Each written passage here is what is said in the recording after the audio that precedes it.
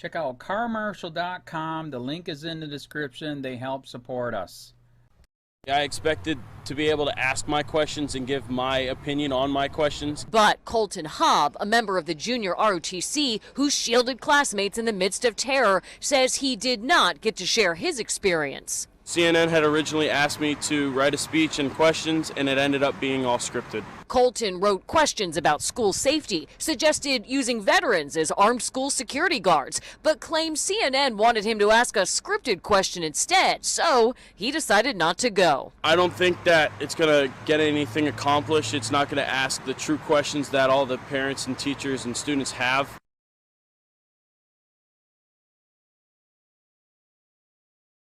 Watch, Hero FL survivor exposes CNN scripting of town hall meeting on gun control. A Hero student from the shooting in Parkland, Florida has come forward explaining how CNN wouldn't let him ask his own questions and, instead, handed him a script to read. He politely refused to participate in their propaganda. By Matt Agarist, February 22, 2018. On Wednesday night, CNN held what they tried to convince viewers was an objective town hall setting to discuss gun control. To add credibility to their objectivity, CNN had on NRA Representative Dana Loesch on the ostensible pro-gun side and an entire panel of anti-gun students, police, and audience. While the agenda was clearly visible on the surface, it's what happened behind the scenes that has a Marjorie Stoneman Douglas High School student speaking out. Colton Hobb, as TFTP reported this week, was one of the heroes in the tragic shooting in Parkland, Florida. This Drake Jr. explained how as soon as he heard gunshots ring out, he jumped into action and ushered as many as 70 students into a room where they used bulletproof Kevlar mats from the ROTC's marksmanship program as shields, in case they were discovered by the shooter. We lined the students up into the wall and along the back of the wall, and from there I was standing with my first sergeant and I said, "These are Kevlar, these are bulletproof material," Hobb said. We started moving the Kevlar sheets forward. It was likely for this reason that CNN wanted to have him on. However, it was likely the next part of what he said which made CNN script the entire town hall and not allow Hobb to speak his mind or ask his questions. Earlier this week, Hobb argued that if the Hero football coach Aaron Faze, who gave his life to save students, was allowed to have his gun on campus, he could have taken down the shooter. In an interview with Fox News, Hobb said, "I believe if we did bring firearms on campus to teachers that are willing to carry their firearm on school campuses and they got their correct training for it, I think that would be a big beneficial factor for school safety. Because if Coach Faze had had his firearm in school that day, I believe that he most likely could have stopped the threat." CNN, who clearly has their anti-Second Amendment agenda, could not allow such a narrative to take place on their show which they could not control. So, instead of allowing Hass to ask his own questions and make his own statement, they gave the high school student Hero a script. "I expected to be able to ask my questions and give my opinion on my questions," Hobb said. Instead of being a pawn for CNN's agenda, this stand-up high school junior refused to go on the show. CNN had originally asked me to write a speech and questions and it ended up being all scripted, Hobb told WPLG-TV. "I don't think that it's going get anything accomplished. It's not gonna ask the true questions that all the parents and teachers and students have." Colton Hobb, a member of the junior ROTC who shielded classmates in the midst of terror, says he did not get to share his experience, WPLG's Janine Stanwood explained.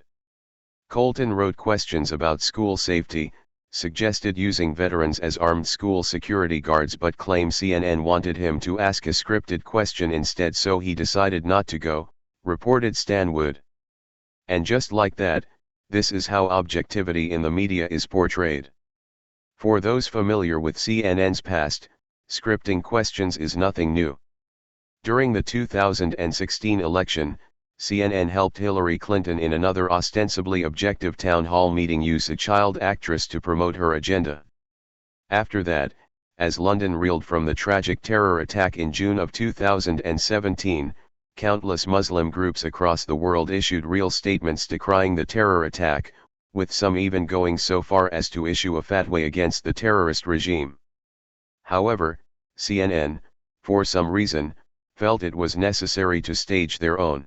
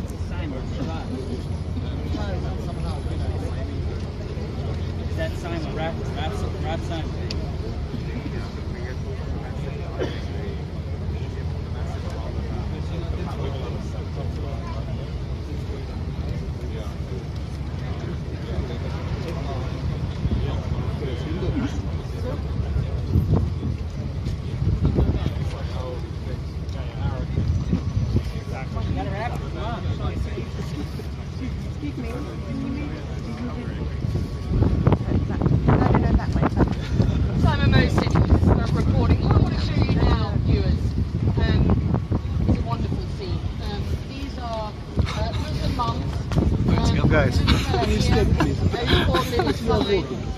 is in commemoration to the heroes of London. There are flowers on the street here.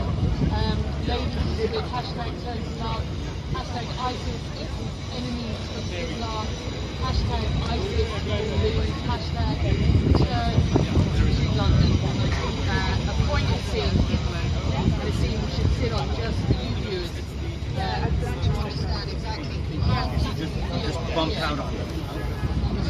London is so close to what were brutal. County, this is Charlotte County Cop Watch, and I wanted to explain what fair use is. You can use pieces of news articles if you're doing it for news reporting, you have commentary, and you're doing it for education purposes. So that's what fair use is, as you can see right here. Another reason why I wanted to make this video is to let you know I have just joined with Patreon. A nice thing with Patreon, I make no money on YouTube. They took the money away years ago, and so this is another way to give, and it's a nice thing too because you can give monthly. You can give $1, $5, $10, whatever. I do 4 to 5 hours a day on trying to wake the sheeple up on how corrupt it is and different ways that you can fight the corruption. So Patreon is a way that you can do it, and then of course the old way is still there. Donate to Charlotte County Cop Watch with PayPal or credit card. So keep that in mind. 4 to 5 hours a day. I make no money, but the corruption happened to me and I'm sick of it, so I'm trying to wake people up. But my wife would love it if some, if we could get some help out there. There's 47,000 subscribers. Just think if each one of you subscribers just gave a, let's say, actually, yes, $1 a month. 47,000 subscribers gave $1 a month. That would be awesome. That's not going to happen. But anyways, that would be great if it did happen. But, do the math in your head. Just think about it. Like I said, 4 to 5 hours a day. I get no money from YouTube. YouTube has gone nuts. You can't do anything anymore.